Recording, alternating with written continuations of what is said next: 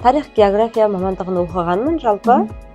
Бірақ мен Осы саланы таңдағандағы сіз бір нәрсе таңғалдырды ғой, қызықтырды сізді. ең бірінші мен үйде болдым. Үйде отқанда ең қиын жері үйге декреттен басталады ғой барлығы. Декретте отқан кезімде Неге затты сізден алу керек? Мысалы бізде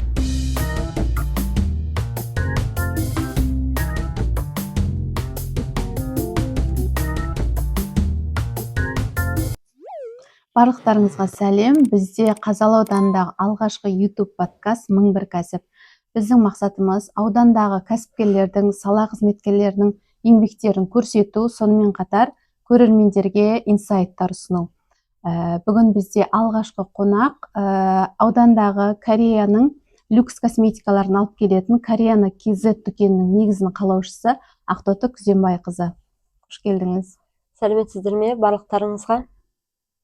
Бүгін бізде алғашқы сұрақ, ол кәсіп дегеніміз не? Оны қалай түсінесіз? Кәсіп дегеніміз тіршіліктің қайнар көзі болып табылатын жұмыс, және әр адамның өзінің қалауын іске асырып, оны халыққа, жарыққа шығаратын сол кәсіп. Келесі жеке басыңыз туралы айтып кетсеңіз, қандай мамандық, отбасыңыз туралы? Жұбайым бар, және 4 бала шағам бар. Тарих, география мамандығын оқығанмын жалпы, бірақ мен мұғалім болып көрмегенмін. Тарих, география тек қана мұғалім болу емес, әкімшілік қызметте де жұмыс істеуге болады. Сонымен осы уақытқа дейін мен әкімшілік қызметте болып келдім. Ал қазір декреттемін. Келесі сұрақ, бізде халыққа қызмет етіп отырған кәсібіңіз қандай қазіргі?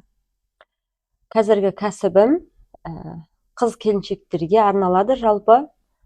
Еліміздегі бүкіл қыз келіншектеріміз әдемі болса деп, сол Корея елінің ең жақсы премиум люкс деген өнімдерінің барлығын әкеліп осы жаққа қыз келіншектерге ұсынудамыз. Бұл салаға сізді не итермеледі, немесе кімнің ықпалы болды? Сол декреттен басталады ғой барлығы. Декретте отқан кезімде өзімнің құрбым Түркістандағы бірге оқыған универде Толқын деген қыз сол айналысатын. Бюджетный косметикамен айналысатын. Ең басында осы бюджетный косметикамен айналыстым. Содан бастадым, киімдер әкелдік арасында. Солай осындай дәрежеге жеттік, шүкір. Сіздің кәсібіңіздегі сізді таңғалдырған нәрсе? Осы саланы таңдағандағы сіз бір нәрсе таңғалдырды ғой, қызықтырды сізді? Әрине, таңғалдырған нәрсе бұл енді осы Корея елінің өнімдері ғой. Уходтары, жаққан кезде сапасы, жаққан кездегі пайдаланған кездегі результаты өте керемет болды. Сондықтан мен осылай өзім пайдаландым. Содан кейін де осы елге әкелейін деп шештім. Осы дүкенді ашқанда, немесе үйде отырып та бастаған кездегі алғашқы 6 айыңыз туралы айтып беріңізші. Қандай қиындықтар болды, қалай бастап кеттіңіз, бюджет қалай болды деген сияқты? Ең бірінші мен үйде болдым. Үйде отқанда ең қиын жері үйге көп адамдарды келе алмайды да. Бір жағынан енді ұялады, ата ене болады, бала шаға болады үйде. Үйге келе алмайды. Мен сыртқа алып шығам, жүгіріп жүрем. Қаражат жағынан да ондай қатты менде бірден ақша салған жоқпыз енді.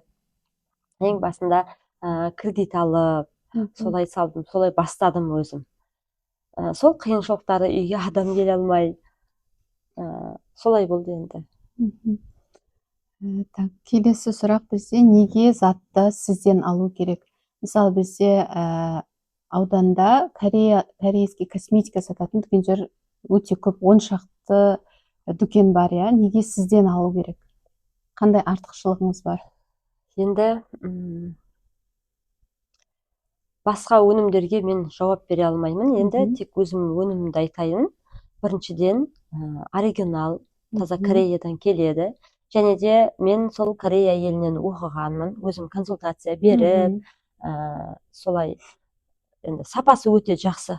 Әр Айттым клиенттің ғой. кожасына қарай Иә, болған байланысты косметиканы таңдап бересіз, иә, жалғыз ауданға емес, Қазақстан бойынша бүкіл консультацияны жасап, иә? және де барлығына таңдап беремін, және де өздерінің результатын көргеніне қуанады кәдімгідей. Иә, мақсатқа жету үшін қандай да бір қағидалар болу керек деп ойлайсыз ба? Иә, әрине. Ең бірінші дисциплина керек. Одан кейін ниет дұрыс болу керек. Аллаға сенсеңіз болды, бәрі болады. Келесі бізде өзіңіздің кәсібіңіз туралы толық ақпарат айтып кетсеңіз. Осы кәсіппен айналысып жатқаныма 6 жылдай уақыт болды. Бізде инста парақша жұмыс жасайды. Ол Кореяна KZ. Және де сол инста парақшаның ішіне кірсеңіздер, телеграм канал бар. Және де YouTube каналымыз бар. Ақтоты Күзембайқызы деген. Оның ішінде де өте керемет ақпараттар бар. Және алдыда болады, Құдай қаласа. Содан кейін WhatsApp'ымыз постоянно 24/7 жасап тұрып, төменде көрсетіледі оның барлығы. Келесі соңғы сұрақ бізде біздің каналға баға беріп кетсеңіз. Өте керемет.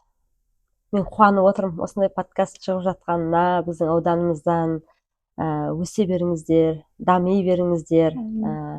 Одан да көп нелер келсін адамдар. Өте қуанып отырмын енді. Көрермендеріңіз көп болсын. Кәсібіңізге сәттілік, береке тілейміз. Қонақ етіп шақырғандарыңызға көп рахмет. Алланың нұры жаусын сіздерге. Ал амандықта болайық. Рахмет. Кәсібіңізге береке тілеймін, және бізге қонақ болғаныңызға көп рахмет. Көрермендерге айтарымыз, бізде осымен бірінші шығарылым аяқталды, және келесі подкастта жүздескенше, келесте кімді күтесіздер, төменге жазып кетсеңіздер болады. Сау болыңыздар.